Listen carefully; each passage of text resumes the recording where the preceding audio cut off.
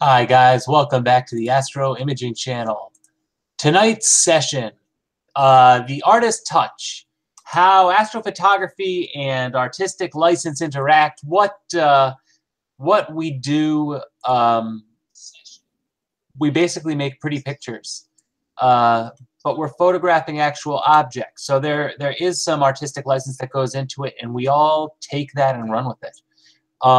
Before we go into that, though, I do have what I'll call a little bit of housekeeping. Someone thanked me via email for this one. If you're posting for an image of the week and it doesn't pop up, I still see it. It's popping up on my end. It's just not coming up on the front end. So I do have lists of the same picture over and over and over again that for some reason doesn't show up on the front end. But it has been submitted to me, so at least I get to see it. Second, and more importantly, specifically for this show, I want to show off how to find our chat. Let me see. Before I show off the image of the week for this week, our chat, and I hope you can see this bouncing thing right here. This is our chat, and this is what I do. I click it. You can click the message, log in, and I pop it off by clicking this box right there, and then I shrink it down, and then let me grab that back, and you can see, you can put it wherever you want. Then you can open up your YouTube video in a separate window if you choose to do it that way, and you've got our chat right here and the YouTube video all together. Want to hear something cool? If you're watching this on Apple TV or something and you have a cell phone, you can actually log right into our chat the same exact way and chat via your cell phone while you're watching it on your TV in your living room. Sound cool? Sounds cool to me. Okay, that's my second chat window, so I don't need that one. I just need this one. And let me take my screen back.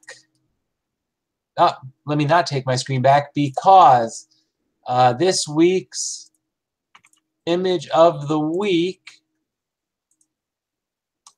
goes to Brendan Kinch for this NGC 2174. A Hubble palette image, and I don't know, what really stood out is the kind of 3D aspect to this. I love these nebula where you are, I don't know, you've got that foreground dark dust, but then deep inside of it, I don't know, it just keeps on drawing you in. But really nice image here. Please, guys, submit your images or just go on, leave a comment, check them out, whatever you think.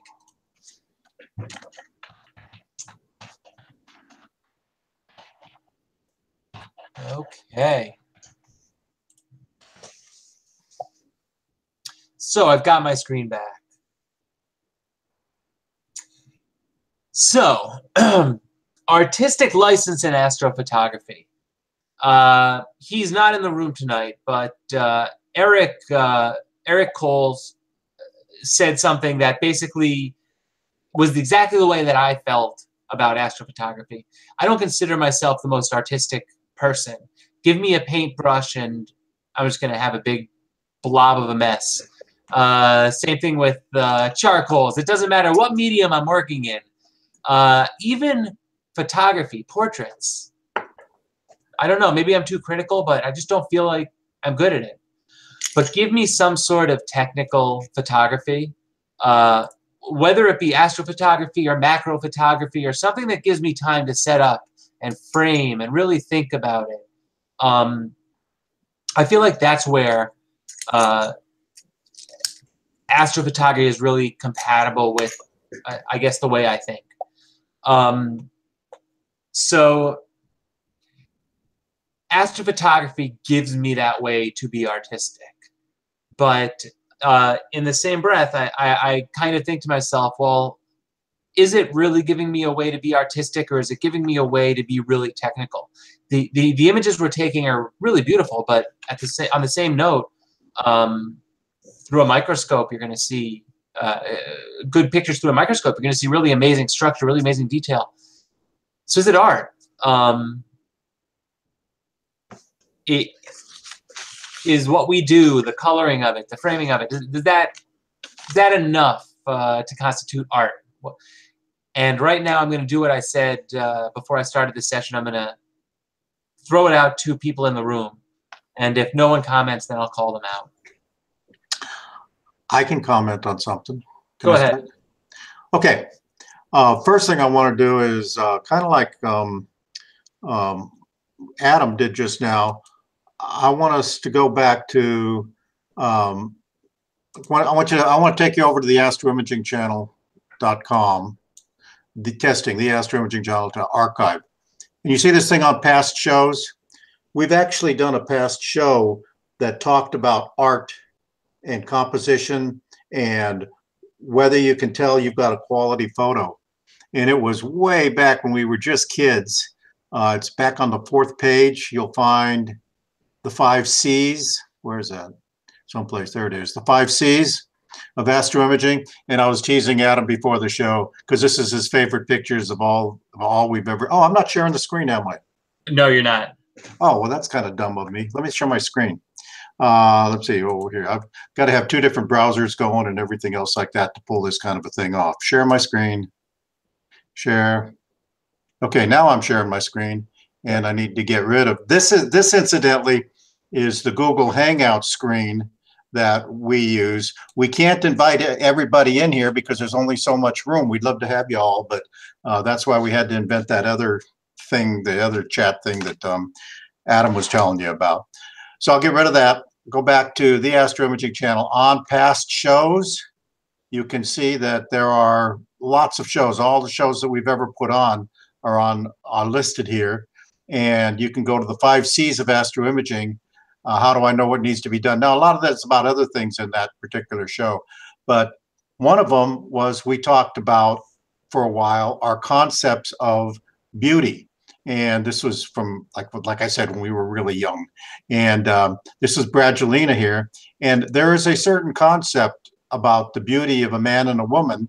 And in the case of a woman, it's their hips are going to be wider than their shoulders are.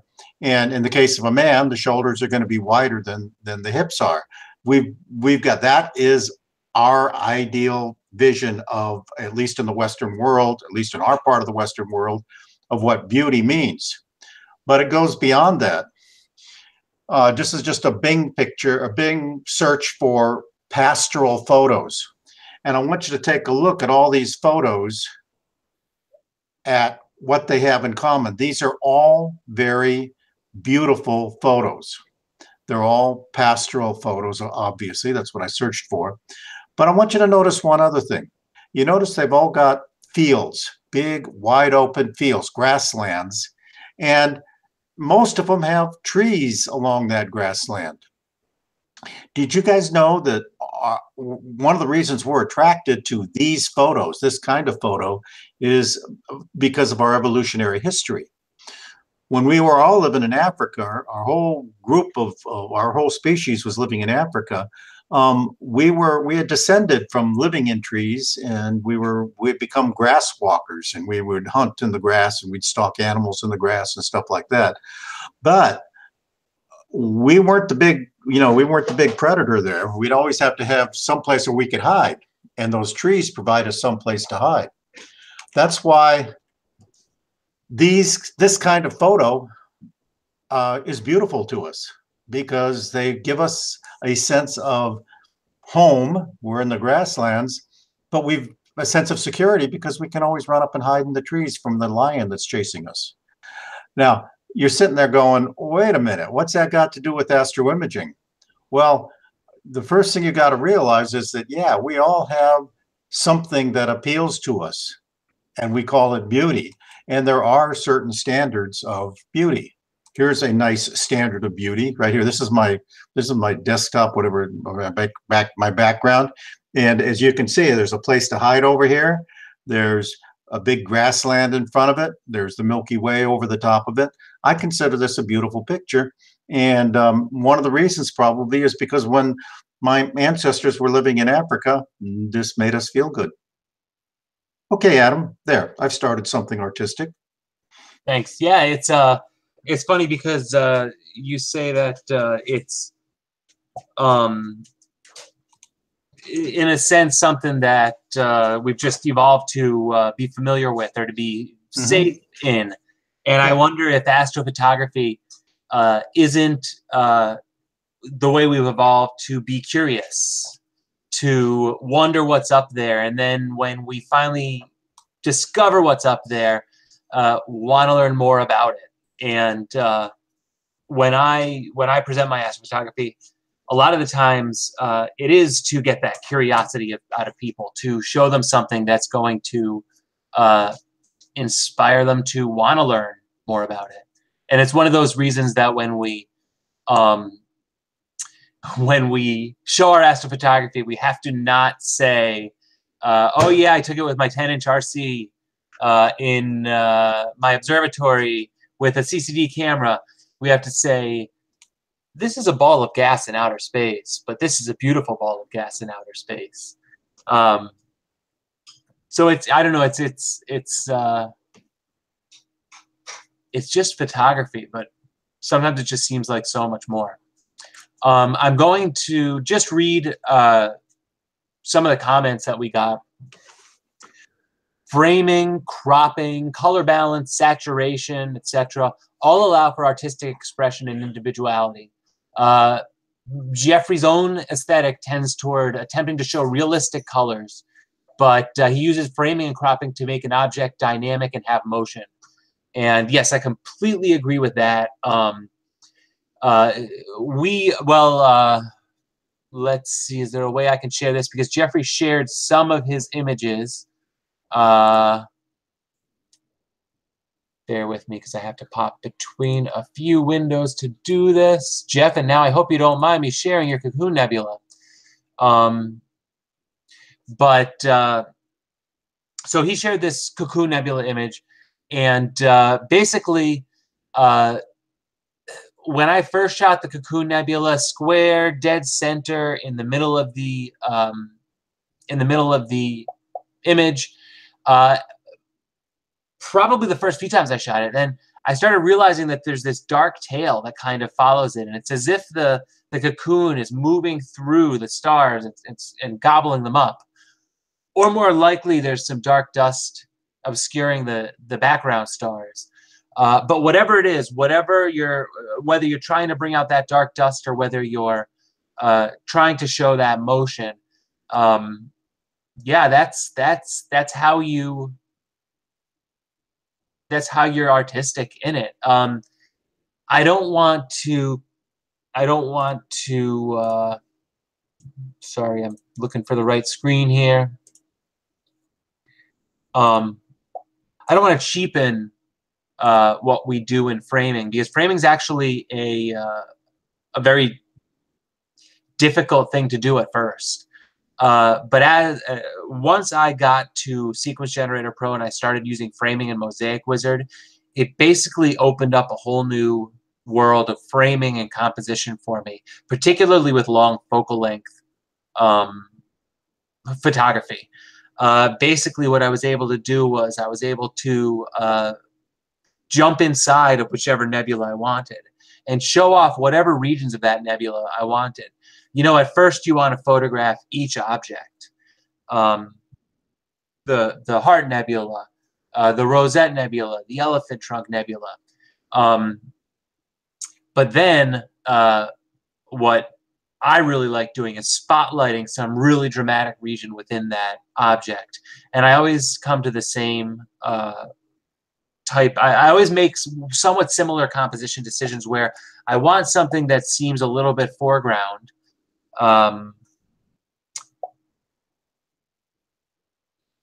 What I had intended to do, and I'm going to start doing it now, is use some of our Image of the Week submissions as examples. And again, I've got to toggle my screen, so bear with me. Yeah, Adam? Yes. While you're looking that up, I was just thinking while y'all were talking about how you've become interested in looking at these smaller portions of the bigger image. And I was just realizing how maybe plate solving has made me lazy because, you know, you can just punch in the thing and have it nicely centered. And really, it's really a great tool that lets you compose the frame better, but you got to go to that extra work. And Eric and I were talking about this a couple of weeks ago because he just had this beautiful little, as I recall, it's a planetary and a globular or something like that. And I've imaged the same target, but I never looked around outside of the frame. And recently I've seen some really wide field camera angles of things. And they're beautiful because even though the galaxy is very small, it's not a very satisfying image scale for that galaxy. Getting back to kind of, you know, what was just said about what Alex was talking about people wanting context and wanting comfort. A lot of the descriptions about terrestrial photography are how do you link the picture? How do you link the object in? What provides context to the scene?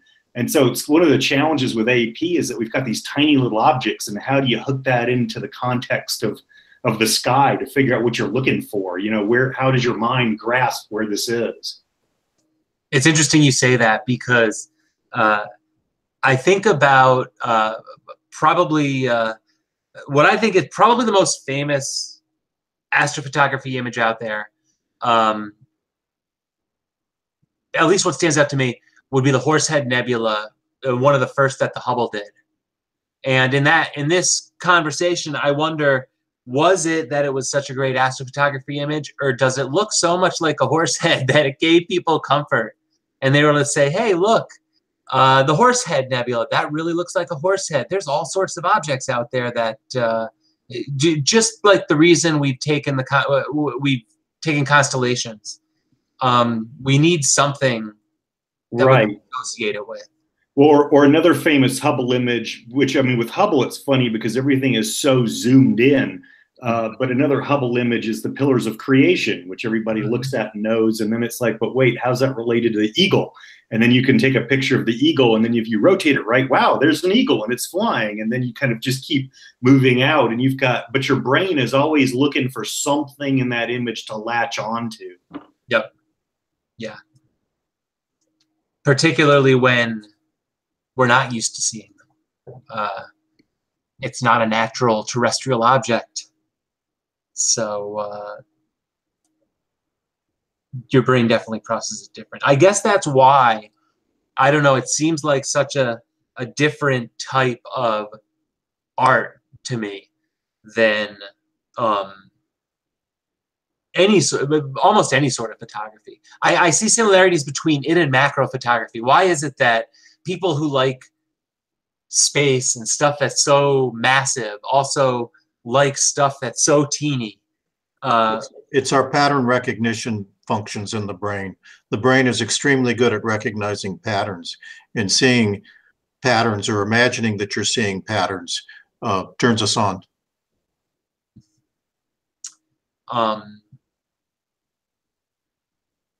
So I've got pulled up here. Let me see, how am I going to do this? I've got this NGC 2164, this week's image of the week. And this is basically how I like to frame objects. I like having that foreground region right there basically stand out. If I was shooting this and I was going slightly longer focal length, I might focus right in on that region and just get a nice pillar of dust coming right off of there and try and exaggerate that. But what it does is it gives it depth, right? If the object looks flat, you're not quite succeeding. Where you're really able to make it dramatic and pull you in, that's where I think you're succeeding. Okay, so a completely different type of object. The Spaghetti Nebula. This is last week's image of the week. And this is just impressive because this is a really large object. Just, I don't know. The framing on this one, you couldn't really frame this one any differently. But I guess you could interpret the colors a little bit differently. Is this, let's see. RGB. Wow. Yeah, so I was going to say maybe it's a bicolor narrowband, but no, it's an RGB image. So it's supposed to appear close to natural color. Let's see here. Oh, no, I'm sorry. Okay. I'm sorry. It is a bicolor with 1.5 hours of RGB in there. I was going to say, where'd that blue come from? So yes, it's a bicolor. It's a narrowband image. So basically, he could have chosen any colors to assign to this, but this is what I call the natural bicolor palette. So it appears pretty close to what it would look like naturally. But just, I don't know, a great interpretation of it. The other, we'll typically see a couple types of different palettes. If for those of you who aren't familiar with this, this is a natural palette. So this looks like an RGB image, whereas up here you're looking at the Hubble palette, where you assign the channels slightly differently to get the blues and the golds. Sometimes it comes out blue and a little bit green, and you end up killing the green to bring out the gold. And galaxies are always basically taken in the natural RGB palette. You are not assigning colors with galaxies. You're basically, whatever methodology you use, you're basically trying to replicate the stellar color, the stellar classes as they are, so that you have a distribution of stars that are kind of blue to gold. And if you do that properly, then the galaxy should appear somewhat naturally. And when I say natural, it's basically like using white balance on your camera. You can change the white balance on your camera. It's not changing the colors of what's out in the scene there. It's just changing the way the camera's looking at it. Is one right or wrong? Well, you try and get it to look as natural as possible, but that's really hard to do with astrophotography. So we use other means to kind of do it. And color calibration tends to be the primary way we do that. Hubble palette here, just a beautiful object. I love this region right here. Again, that pattern recognition. I'm trying to click it so I could zoom in, but I can only zoom in that much. That pattern recognition. I have framed this object just kind of perfectly in a rectangle. Even rotated my camera, which I rarely do. And to me, it looks like, I joke about this, but like kids skipping across the Rosette Nebula. I literally see a family skipping across the Rosette Nebula. I think I see a basketball player in there. Maybe they're in a park or something. But that pattern recognition stands out. And it's all in that dark dust, that dark foreground dust in front of that bright blue background. One of my favorite objects to shoot and look at, and even process, just because it's so fun to really pull that out. I'm going to jump back over because I have to check chat. And Adam, I mean, we're talking about narrowband where you have a lot of freedom of what to do with color, but not even going there, going into just how people use colors in RGB imaging. Not everybody do the H2V calibration, true star colors. People go nuts in colors and just regular RGB imaging. Yeah. Yeah, that's a good point. So there are some people that use what they call G2V calibration, where you are basically matching the color to the class of star. I'll say by looking it up on a table, which I guess is the most accurate way to put it. There are other people who just want to ensure that the proper colors are distributed across the image. There are other people who maybe just want to have it be as dramatic and saturated as possible. You know, the Hubble palette set a standard for narrowband, But I see people getting really creative with all sorts of different palettes. And one of the best examples is Josh Smith did, you know, I don't even know the target, but those little blue protostars that he shot. He had like hundreds of hours in on them. He assigned the H alpha to blue, and it made it look completely different. And even to someone who really knows astrophotography, I was thinking to myself, well, what is that? That might not be just H alpha. That might be some sort of really cool object. It was just H alpha. He just processed it in a way that got me excited about it. Adam? Yes. Can you guys see my screen now? Yes, we can. Look at the different choices that one can make in assigning colors.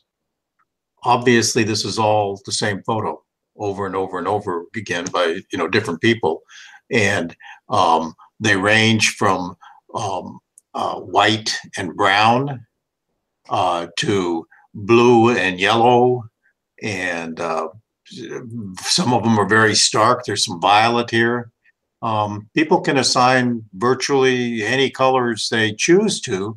These are all nominally, well, that's not true. If you're going to make it a natural color thing, you've got some restrictions.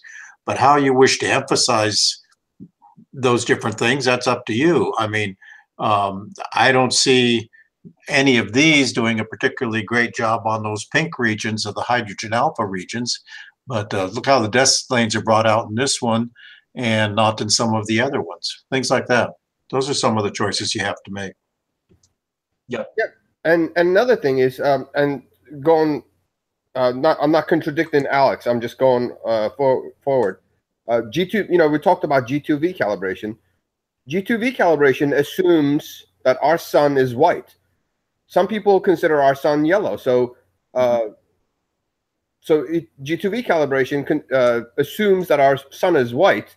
Anything hotter, any star hotter than our sun becomes blue. Anything colder than our sun becomes redder. But that's not necessarily true. So it's all up to interpretation. There's really no right way of doing it. Like, right. Yeah, that's the important thing is, I guess it depends on, well, let's put it this way. Terrestrial photography, you're shooting under the sun. You can use the white balance that is meant for sunlight. And it basically knows the color of sunlight. If you're shooting inside or you're shooting under a particular color of light, you can assign that color of light. When you're shooting the stars, there's no frame of reference. Our sunlight isn't reflecting off the stars to make them bright. So our sunlight is basically irrelevant when it comes to that, right? That's the way I think, but maybe not. It is all up to interpretation. And in general, as much as I think we put effort and thought into it, the important thing is it looks good on print. Well, remember what Warren was showing us last week about photometric calibration, where we can actually plate solve and send the information. We can get the information as to what color those stars really are. And by really, I mean what spectrum they emit as registered on a spectral analysis, not what they actually look like on our monitor is completely up to what they look like on our monitor when that happens. And that kind of merges the PixInsight methodology with G2V. PixInsight wasn't so, they never cared really much about what the actual spectral class of the star is when they were doing color calibration. This brings that in and now allows you to take that into account when you're doing your color calibration. But I think probably better than that, it should give more, in theory, it should give more stable results, right? Because you're not relying so much on arbitrary samples, right? Bad samples and whatnot. You've got other stuff that's actually physically there to help guide the calibration. That said, if it doesn't look good after you use that calibration, switch right back to background neutralization and color calibration, and now you have two options. Half an hour in, I do see Alex sharing his screen. Did you want to show something off? Well, we're talking about color choices. Yep. On M42, am I showing the screen now? Yep. Yep. Okay. Look at all. I mean, obviously, it's the same information coming to you. It's the same object out there, M42, 43, and look at all the different choices you've got. Now, these are narrowband, and so in narrowband, you're probably getting an aquamarine in your 03 and one color red in your S2 and another color red in your hydrogen alpha. Those are the original colors that are coming in. And so everything you should see here should be aquamarine or red or someplace mixing those two. But obviously, it's not. Look what somebody's done. Now, I don't like a lot of these. Okay, some are okay, some are not okay. I don't like a lot of them. I think somebody went a little goofy on it, but I think this displays what you can do when you start picking your objects and the colors and stuff like that.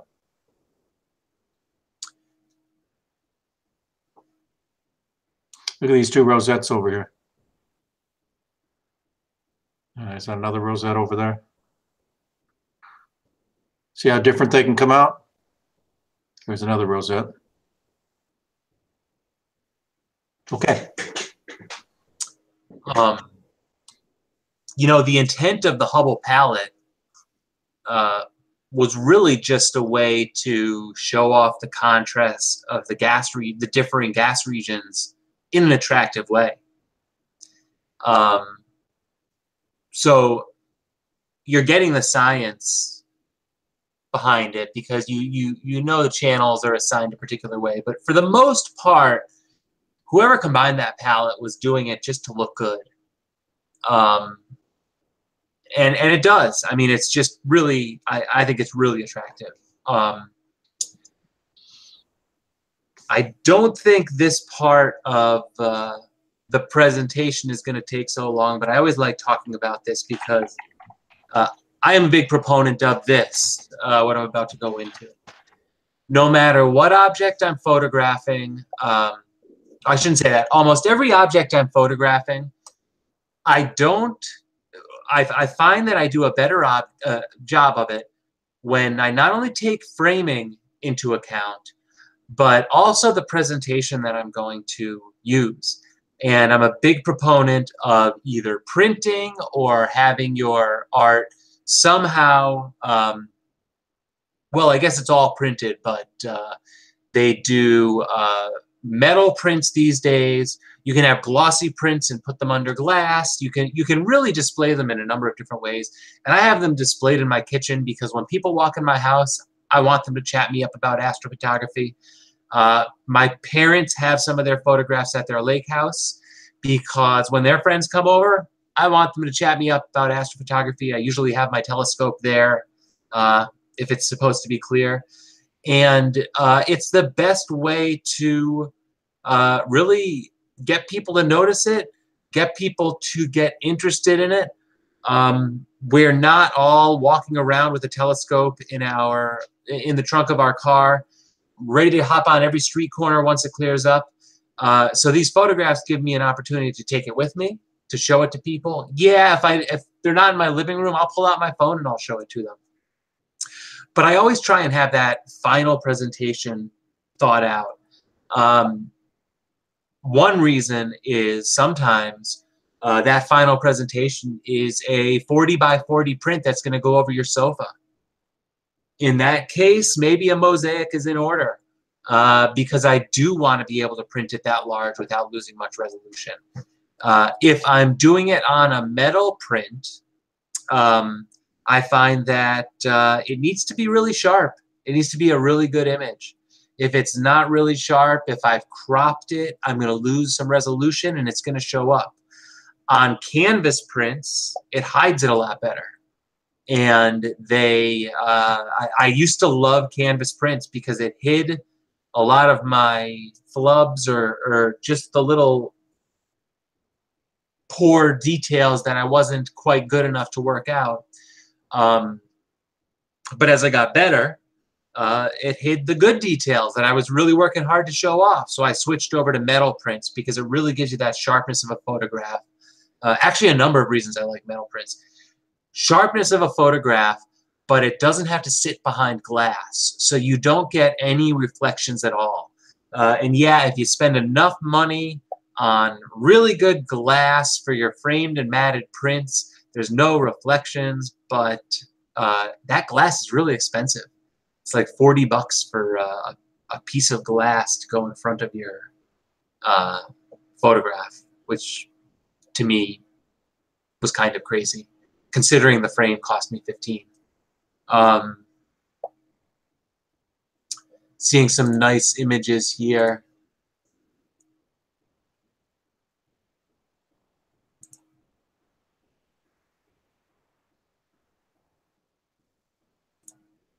Sorry, had to pop out of that window. Now I lost you all over again. There we go. I'm back. Yeah, Dark Tower Nebula. Nice image there. This is what's being shared in chat. So if you guys are not in chat, then you're missing out.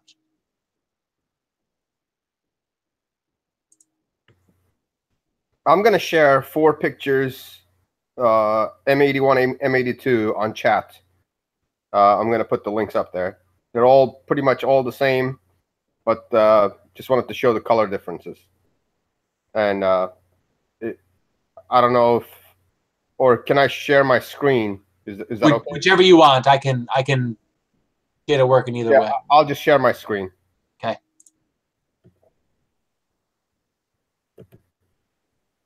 Can you guys see my screen? Yes. See okay. Your... So here's the first one, M81, M82. Here's another one. This is by Patty, very accomplished astrophotographer. He's talking at NEAC too, if anybody. Here's Roberto. And here's David DeValley. And I mean, look at the differences though. 4 images of the same exact area of the sky. And look how everybody did it differently. Just incredible. And I like them all. Yeah. Yeah, I agree. It's no 2 astrophotographs are the same. We've all processed the same data. In a few different challenges we've had really good data, but and we've all processed them in the same program with basically the same color calibration routine. And we've gotten completely different results. And the reason is some people like heavy saturation. I'm guilty of that. I actually do like heavier saturation in my own images. I will usually process it all the way through and then just keep cranking the saturation until I think it's gone too far, and then I'll back it down a little bit. But it's what you prefer. At this point in... Hey, Adam. Yes. When you say you look and decide if you've gone too far, are you making that decision artistically purely, or is that based somewhat on the quality of the data that you're starting with? Like, what do you look for?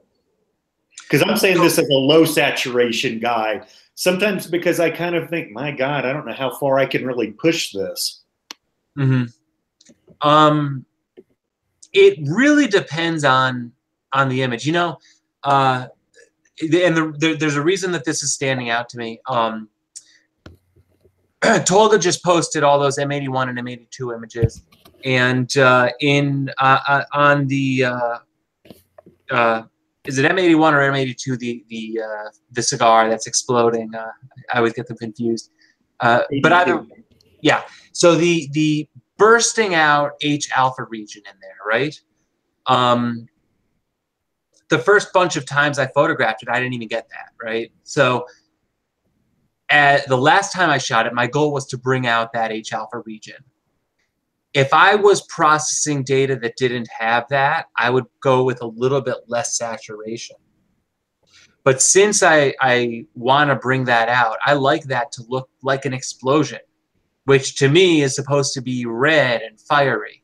So I'd be cranking up the saturation, probably hoping to kick in some of that pattern recognition that Alex was talking about earlier and make it look like an explosion in outer space, right? With nebula, it depends on where the brightest colors are. If you've got, okay, so if you've got a tricolor nebula, you've got a nebula that is basically stronger in S2, and it's going to give you that really strong, well, O3 and S2, I should say. But if you really can get that tricolor, I also don't mind cranking up the saturation because I really want it to be dramatic in that way. When you've got fewer colors, I feel like cranking the saturation seems to be a little bit fake looking. Sometimes it just looks like a red blob. So having a lot of color in there allows you to play with it a little bit more. I don't have any specific method. Basically, I look at the screen, I look and see what's pretty. Sometimes I send it over to my phone and I look at my phone and I make sure that the color on my phone looks the same as it does on my screen. And then I'm basically content. That's not to say I won't reprocess it and come out with completely different colors and be happier with it. Thank you, Adam. Yep. So I don't have much else. I don't know if anyone else within the room. I will say this. We are always desperate for presenters. We're going to try and get an episode together on focusing where we're going to compare, well, I should say we're going to go over the basics of autofocusing. And then we'd like to compare Focus Max, Sequence Generator Pro, and AtFocus. We have a few users of each, but we are looking for, well, we're looking for anybody who uses any of them that might be willing to give us 10 or 15 minutes of time. If that's specifically Focus Max and AtFocus.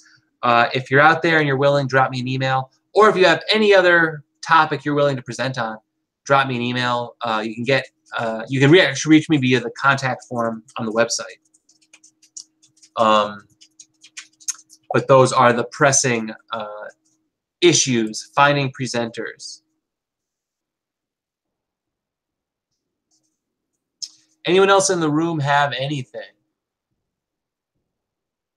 Oh, that's a great galaxy image. Shared with us via chat. You guys are missing out if you are not in chat. There we go, the Spanish dancer. And you know, this is one of those things that it is actually an artistic decision. To let the perimeter of the galaxy get a little blurred and then bring out the sharpness of the center. It just really, it's a technique that works well on galaxies and nebula. Sharpening what you want to be the focus or sharpening what you think is going to be the foreground, and allowing, I'd say, the sharpness to kind of fall off in the regions that are naturally just don't need that sharpening. You know, there's targets out there that you sharpen and sharpen and sharpen, and you realize it's not supposed to be sharp. It's a cloud. And I've come across a number of those types of targets where sometimes you don't want to turn something into something that's not there. But yeah, great image. Thanks for sharing, Terry. So I guess if that's it, we'll close 15 minutes early. We are always looking for presenters, like I said earlier. So if you guys, please hit me up via email. We started off this channel doing very technical processing tutorials, and we had done a ton of them. We did so many of them that we got complaints. We started moving towards these more general, what I'll call talk radio topics, the type of thing you can listen to on the way to work. But we'd love to throw in some more processing. A lot of us in the room feel like we've done it all, and we'd be rehashing stuff that we've done before. Not that we're not planning on doing that, but it's nice to get new people, new views, or just different views on it. So that's it. Please email me, offer to help us out. I won't even try and sell you any t-shirts. Just like I said, if you have something you think you can contribute to the community, drop me a line and we'll make it happen. Thank you guys. Next week's topic will be posted sometime midweek. Sorry for the quick session, but thanks for watching. Good night.